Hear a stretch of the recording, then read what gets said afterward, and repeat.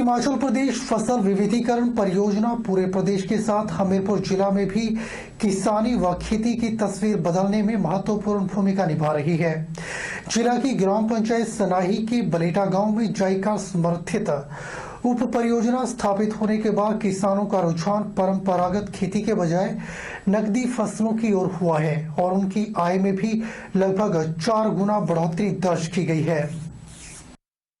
बलेटा गांव में खेती आय का मुख्य स्रोत है, लेकिन पानी की अनुपलब्धता, तकनीकी ज्ञान, कृषि उपकरणों, नई तकनीकों और गुणवत्तापूर्ण कृषि सामग्री की कमी के कारण किसान कम क्षेत्र में कृषि कर रहे थे और ज्यादातर अनाज वाली फसलें उगा रहे थे, जबकि सब्जी उत्पादन नामात्र था। उप परियोजना शुरू होने से पहले सब्जियों के तहत 1 हेक्टेयर क्षेत्र रबी मौसम में था। अनाज की उत्पादकता और किसानों की आय भी सीमित थी। जायका समर्थित हिमाचल प्रदेश फसल विविधीकरण परियोजना के अंतर्गत बलेटा गांव में 5.41 हेक्टेयर खेती योग्य भूमि को सुनिश्चित सिंचाई सुविधा प्रदान की गई, जिस पर लगभग 29.22 लाख रुपए खर्च हुए। कृषि उत्पाद को खेतों से मुख्य सड़क तक ले जाने के लिए एक संपर्क सड़क का निर्माण किया गया, जिस पर लगभग 17.71 लाख रुपए खर्च किए गए। गांव में सब्जियों की नर्सरी व पौध की उपलब्धता हेतु 1.66 लाख रुपए में एक पॉली हाउस का निर्माण किया गया एवं कुछ किसानों को पॉली टनल भी उपलब्ध करवाई गई। गांव बलेटा के किसान अब सुनिश्चित सिंचाई व अन्य सुविधाओं का लाभ उठा रहे हैं और अनाज वाली फसलों के स्थान पर सब्जी उत्पादन को महत्व दे रहे हैं। किसानों को उनके उत्पाद के बाजार में अच्छे दाम भी मिल रहे हैं। स्थानीय निवासी भागीरथ और अन्य ग्रामीणों ने बताया कि पहले यहाँ पानी की कमी के कारण उन्होंने खेती लगभग छोड़ दी थी और जमीन बंजर होती जा रही थी, मगर जायका परियोजना के उपरांत अब भरपूर पानी सिंचाई के लिए मिल रहा है। सर, यहाँ लगभग 50 साल से खेती की जाती थी पहले, पर कुछ टाइम से यहाँ बंद हो गई थी खेती करना, क्योंकि यहाँ जो वाटर लेवल था बहुत नीचे चला गया था। तो उसकी वजह से यहाँ ये जो भूमि थी बंजर हो चुकी थी। पर ये जायका वालों के आने से यहाँ ये संभव हो चुका है कि ये खेती दोबारा फसल उगाने लायक हो गई। तो जब से ये जायका वाले ने इधर पानी की सुविधा की हुई है तो फसल लगा सकते हैं हम, सब्जी वगैरह लग रही हैं खेतों में, तो काफ़ी इनकम आ रही है किसानों को। हम लोग खुद किसान नहीं कर रहे हैं इधर।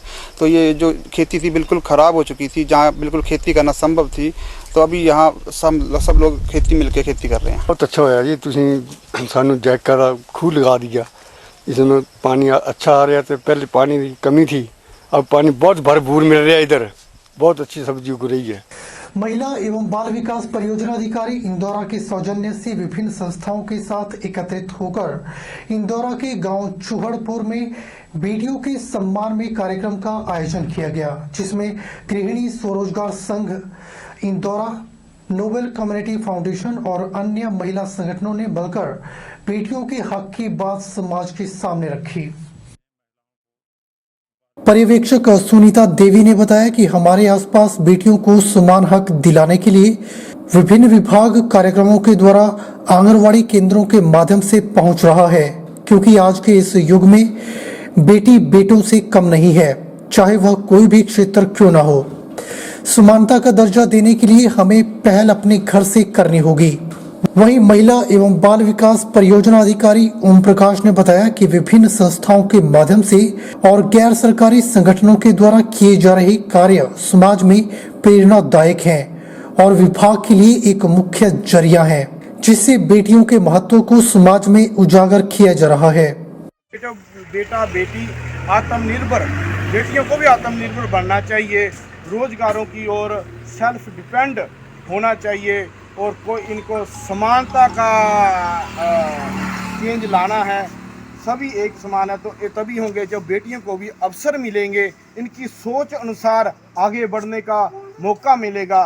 जो बेटे काम कर सकते हैं, बेटियां कम नहीं हैं, तो वो भी कर सकती हैं। तो ऑलरेडी हमारा गृहिणी स्वयं रोजगार संघ चला ही हुआ है। तकनीकी शिक्षा निदेशक विवेक चंदेल ने कहा कि प्रदेश भर में सरकारी क्षेत्र में चल रही कुल 136 औद्योगिक प्रशिक्षण संस्थान की परीक्षाएं नवंबर माह में ही संपन्न हो पाएं।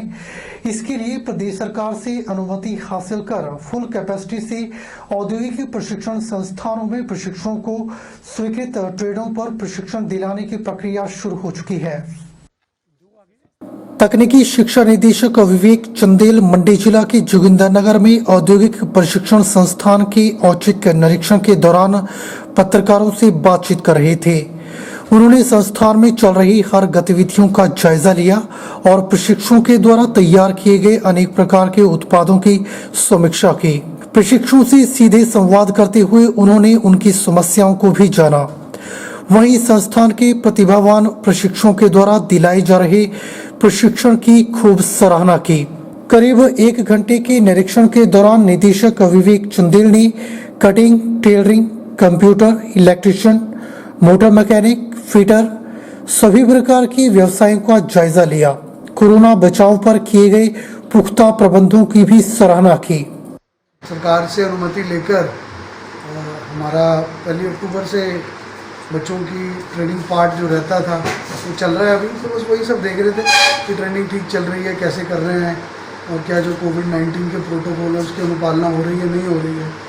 तो यहाँ अच्छे तरीके से सोशल डिस्टेंसिंग के साथ सारा काम हो रहा है। और ये ट्रेनिंग इसलिए भी ज़रूरी थी क्योंकि हमारे जो बच्चों के इनके एग्ज़ाम हैं वो गवर्नमेंट ऑफ इंडिया DGT के माध्यम से, मिनिस्ट्री ऑफ स्किल डेवलपमेंट के माध्यम से ही होते हैं और वो नवंबर के अंदर शेड्यूल होते हैं। उससे पहले इनकी ट्रेनिंग पूरी करने हमें ज़रूरी थी, इसलिए हमने सरकार से अनुमति लेके इनकी ये क्लासेस शुरू की हैं। और अभी केवल इसमें हमने जो आउटगोइंग बच्चे हैं हमारे, चाहे वो 2 ईयर ट्रेड है या 1 ईयर ट्रेड है, उन्हीं को बुलाया है। तो जो बाकी बच्चे हैं उनको धीरे धीरे करके बुलाएंगे। जो हमारे 2 ईयर ट्रेड में फर्स्ट ईयर के बच्चे हैं अभी, उनको हम जो है सोमवार से आना वो शुरू करेंगे। केंद्र सरकार के द्वारा विपक्ष के भारी विरोध के बावजूद संसद में पास किए गए कृषि संबंधी बिलों ने अपना असर दिखाना शुरू कर दिया है। हालात यह बन गए हैं कि किसानों को अपनी मक्के की फसल को औने पौने दामों में बेचने को मजबूर कर दिया है।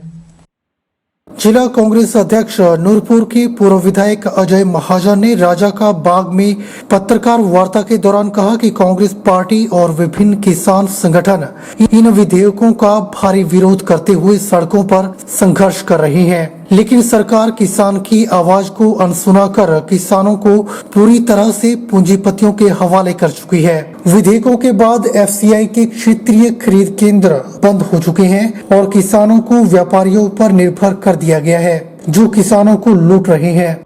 जो हम कह रहे थे वो अब जमीनी स्तर पर सत्य उसका नजर आना शुरू हो गया। मक्की का जो रेट है, जो मक्की जो फसल निकली है, पिछले साल इन्हीं दिनों में जो कृषकों को रेट मिला वो तकरीबन 1900 से 2000 रुपया क्विंटल मिला।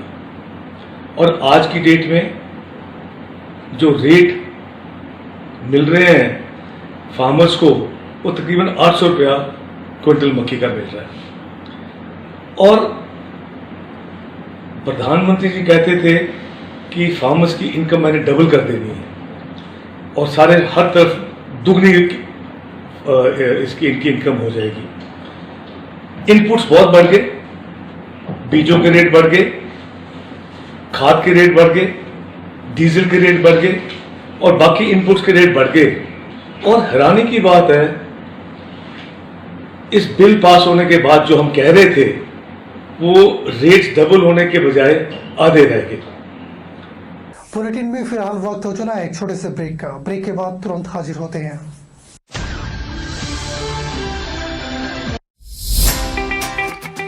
Abhilashi University admission start for 2020 and 21. BAMS, D Pharmacy Ayurveda, BSc Honors Agriculture, Diploma in Agriculture, MSc Agriculture, D Pharmacy, B Pharmacy, M Pharmacy, BTech Computer Science and Engineering, PGDCA, MBA, MTech Civil Engineering, Mechanical Engineering, Computer Science and Engineering, 2-year Veterinary Pharmacist Training course. Also contact for 4-year BA BEd, BSc BEd, Diploma in Arts and Craft, MA Economics, MA Education, MSc Geology Mathematics, PhD in Geology, Management, Education, Pharmacy, Mechanical and Computer Engineering, BSc Medical Lab Technology, BPT. Contact for admission. Abhilashi University, Chalchowk, District Mandi, Himachal Pradesh.